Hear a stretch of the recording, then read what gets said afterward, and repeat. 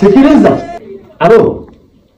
Kwanza angalia ndio kwanza nalo kiana wangu ule kiana wangu wa kwanza niko naye hapa niko naongea naye kwanza kiroko utanipasia anti gisi ndamaliza tutaongea mimi na wewe. Sikiliza.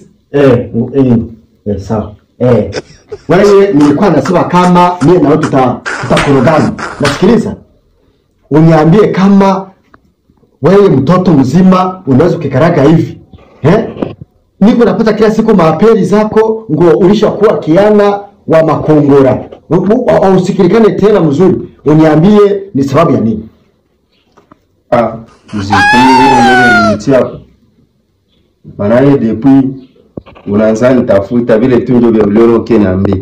Uko nasema na wenzako wa biaka, wala uko unaongea na kale kadetekeni nale kabibi, wala uko unaongea na nani ndio uniambie ngo mimi niliwaza tu na vitu ya maana kumbe. Manya bita wafie ndio mtu mzima anazitia jene wa 100,000.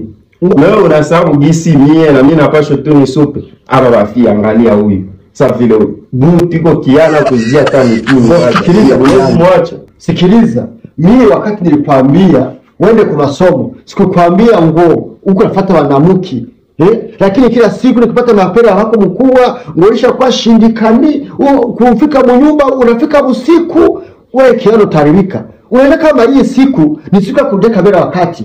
Kuko makacha munjia wakati wanakutia kacha ya chevoro utapenda ulie ngo asengo walikuonelea wala ngo nini mzee.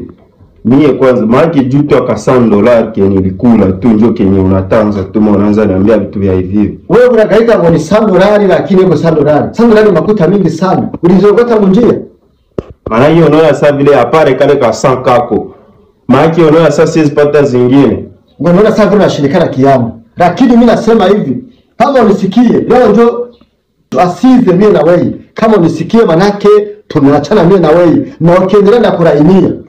Mzee, ni kauta la inia hali, wala ni kuchimbe hata. Depuis siku gani nini kwa siku kwa niita kunideranger tu. Mtu kwa acha marandevous zake, baba niita mukis club kule.